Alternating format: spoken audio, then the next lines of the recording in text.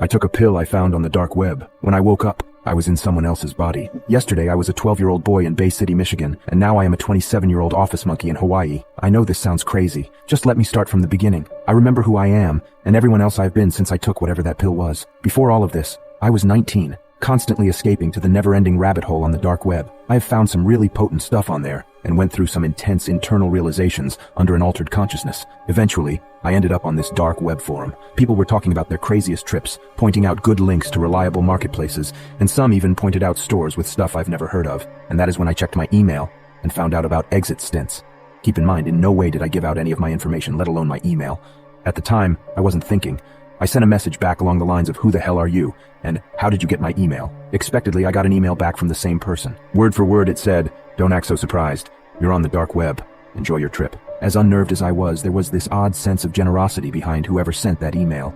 He did snatch my email without my knowledge, but all that occurred to me was that he wanted me to have a good time. And so I went on that website and clicked on the About page. The only information that I extracted from that page was this: you can buy exit stents in gel tabs or in liquid vials. It has been made under the combined knowledge of pharmaceutical scientists and neurologists. There is nothing quite like it. At the time, I was digging it. I was so down. That same day of discovering the site, I converted some cash into bitcoins and got myself 2 gel tabs. I wasn't going to sugarcoat the first experience and just get a feel for it. I was planning on going off the dimensional grid that I was currently in. About a week goes by, and this junk mail comes in. Looks like your generic business envelope that you would tear in half and toss in the trash in the blink of an eye, but I just knew. There was something about the envelope that really got to me, and so I opened it up and noticed a piece of paper. Looked like some sort of bill, but at the bottom corner I noticed 2 tiny green squares just attached. This was it. That was the exit I ordered.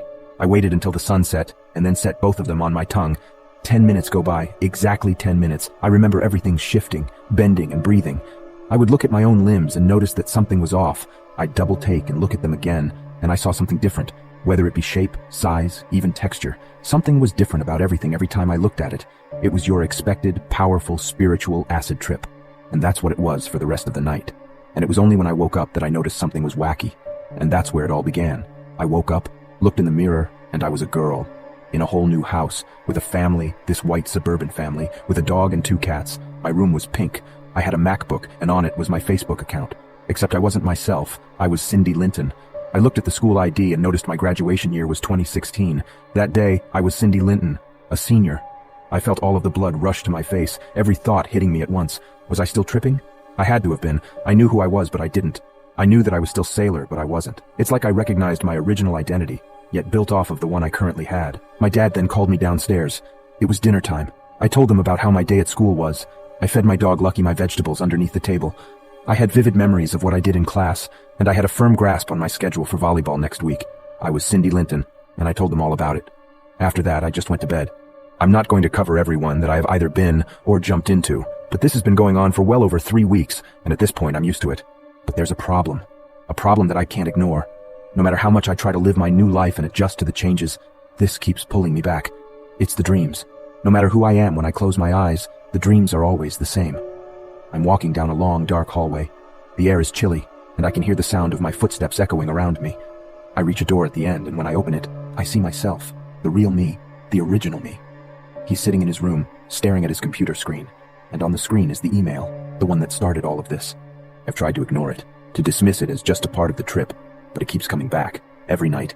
The same dream, the same eerie feeling of dread. Yesterday in my dream, something changed.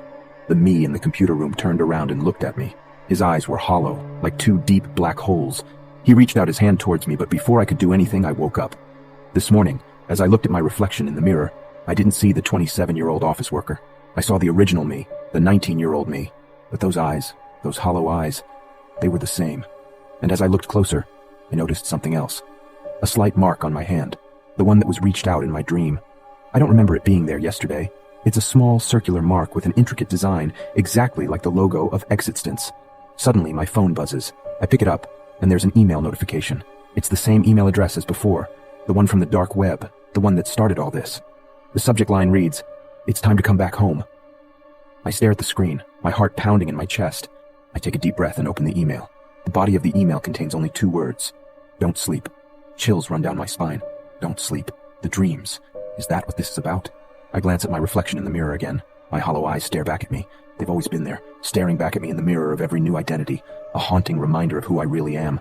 I try to rationalize it, convince myself it's another part of the trip, but I know deep down that it's not. The dreams, the hollow eyes, the mark on my hand, it's too much to be just a coincidence. I look down at my hand again. The mark, once a light pink, has darkened to a deep, angry red. It feels hot to the touch, pulsating with an energy I can't explain. It's as if the mark is alive, a part of me, or perhaps something else entirely. Suddenly, there's a knock at the hotel door. I freeze, my blood turning to ice in my veins. Another knock, louder this time. I take a step towards the door, then hesitate. The air around me feels charged, heavy. The feeling of dread that has been lingering since the dream grows stronger. I step back, my heart pounding in my chest. A third knock, insistent. It's accompanied by a voice that sounds eerily familiar. It's my own voice, calling my original name. Sailor, we've been expecting you. I glance at my reflection in the mirror one last time, my hollow eyes staring back at me. Suddenly, the mark on my hand begins to glow, casting an eerie green light throughout the room. I can feel it now. A pull. A calling. It's like the mark, the exit stance, is drawing me in. As the knocking continues and my own voice keeps calling me, the world around me starts to warp and bend again. But this time it's not just my surroundings. I can feel myself changing, morphing. I look down and gasp. My hands, once familiar, are shifting. Fingers elongate, skin hardens, and a new terrifying transformation begins. My reflection in the mirror is no longer the office worker, no longer the 19-year-old me. I'm something else entirely. And the mirror is no longer a mirror. It's a door, a gateway, to where, I don't know, but I have a chilling realization.